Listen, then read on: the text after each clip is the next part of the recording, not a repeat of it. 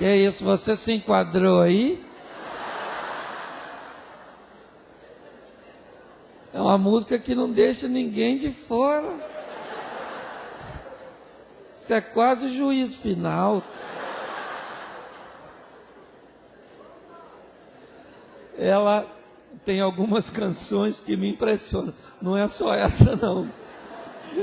Você tem que ouvir algumas coisas que ela canta e compõe. Certo? É uma bênção. Graças a Deus. Gente, nós vamos conversar hoje sobre vida abundante.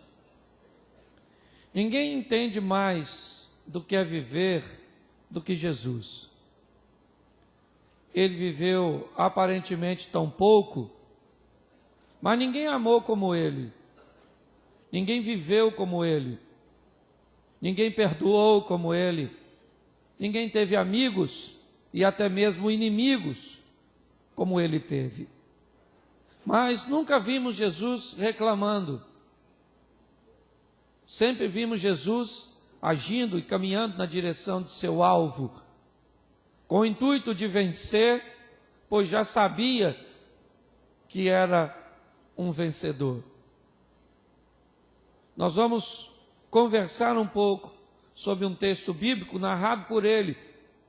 Uma história que uma vez até já usei para pregar aqui, mas que hoje quero olhar por uma ótica um pouco diferente, nessa visão de ter uma vida abundante.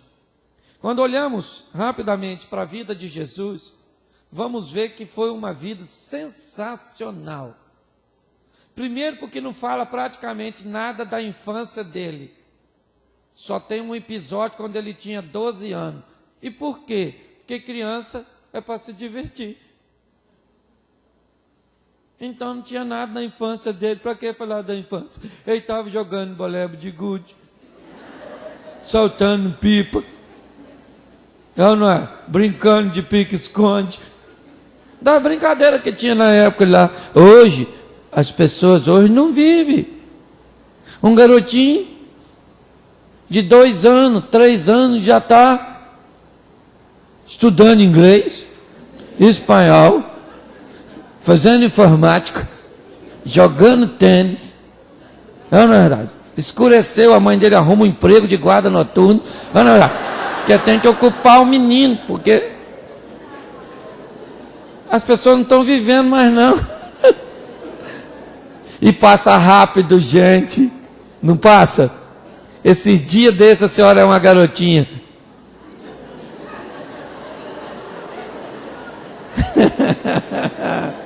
Olha para a senhora agora. Esse dia desse você era um rapaz bonito, vistoso, cabeludo, sem barriga. Olha para tu hoje. Passou rápido, né, filho? A vida passa. É ou não é? Então o segredo é viver, querido. Viver. Não perca tempo com coisas medíocres. Aprenda com Jesus a viver. Aliás, uma lição que essa não aprendi com Jesus não, mas deveria ter aprendido.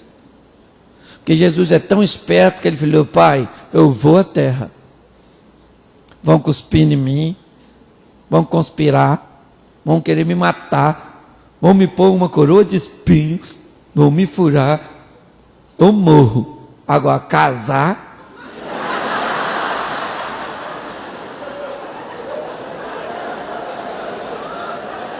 essa loucura eu não vou fazer não.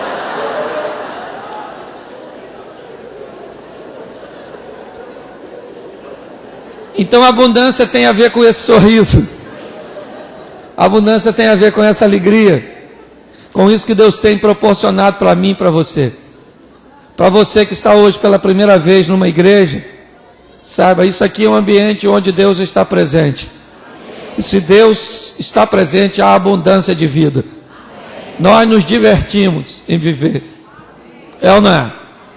Nós nos divertimos, é divertido. Às vezes tem sofrimento, tem. Mas se não tivesse também, não ia ter graça. É ou não é? É igual você já imaginou, se fosse todo mundo rico, Não pode, poxa. Todo mundo rico. Eu já vi cara pregando que todo mundo vai ficar rico. Mentira. Todo mundo pode ser próspero. É ou não é? Mas rico não pode, porque senão você furou o pneu do seu carro. O borracheiro está em Dubai, maluco. Está em Dubai. O borracheiro é milionário, o borracheiro.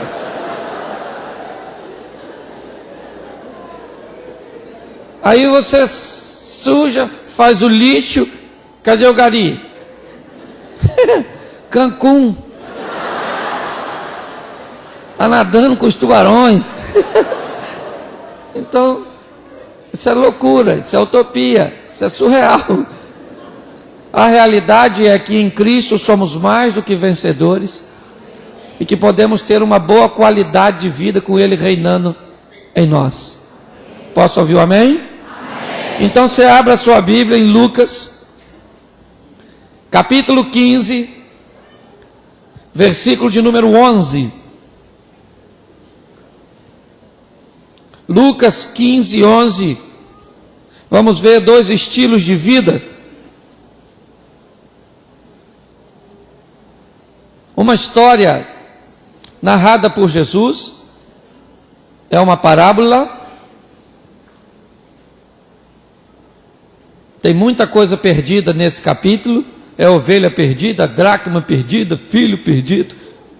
Se eu tivesse um tema para botar nessa mensagem, eu colocaria os achados e perdido. Lucas 15, verso 11. Disse-lhe mais: certo homem tinha 2 filhos. O mais moço deles disse ao pai: Pai, dá-me parte dos bens que me toca. E repartiu, pois, os seus haveres. Poucos dias depois, o filho mais moço, ajuntando tudo, partiu para um país distante e ali desperdiçou seus bens, vivendo dissolutamente. Havendo ele dissipado tudo, houve naquela terra uma grande fome e começou a passar necessidade.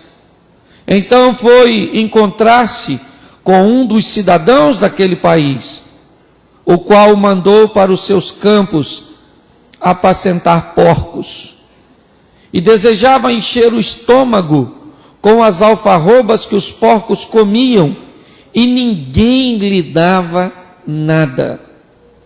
Caindo, porém, em si, disse: quantos empregados de meu pai têm abundância de pão, e eu aqui pereço de fome.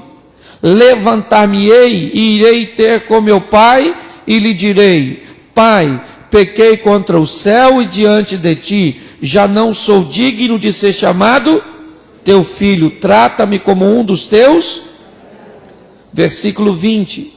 Levantando-se foi para o seu pai. Estando ele ainda longe, seu pai o viu e encheu-se de compaixão, e correndo lançou-se-lhe ao pescoço e o beijou. Disse-lhe o filho: Pai, pequei contra o céu e diante de ti, já não sou digno de ser chamado teu filho. Mas o pai disse aos seus servos: trazei depressa a melhor roupa, vestia, põe-lhe um anel no dedo, alpacas nos pés, trazei também um bezerro cevado, matai-o, comamos e regozijemos, porque este meu filho estava morto e reviveu, tinha se perdido e foi achado, e começaram a regozijar-se. Feche os seus olhos. Senhor nosso Deus, te agradecemos por tudo aquilo que o Senhor nos tem proporcionado, por tua palavra, pelas ofertas. Graça te damos, Senhor, em nome de Jesus. Amém. Glória a Deus. Amém? Eu preciso que você entenda que tipo de estilo de vida esse garoto tinha e que desejo ele tinha de viver, ou o que ele desejava viver. É importante entender que essa é uma história narrada por Jesus, uma parábola que ele criou para transmitir uma mensagem àqueles que o ouviam. Mas ela é direcionada, ao que me parece, de uma forma bem enfática, ao posicionamento mais jovial, a mente mais jovial. Eu não vou dizer aos jovens em si, no que diz respeito à idade, não. Eu digo a dinâmica do pensamento da juventude. O que pode acontecer não apenas aos jovens, mas pode acontecer aos adultos, aos casados. Um pensamento que muitas vezes vai destoar do plano que Deus tem para nós. A primeira coisa que vamos ver é que esse garoto, este rapaz, nunca sairia de casa se ele não tivesse uma leitura fora de casa. O que faz esse garoto sair de casa, o que faz este rapaz ter o desejo de se aventurar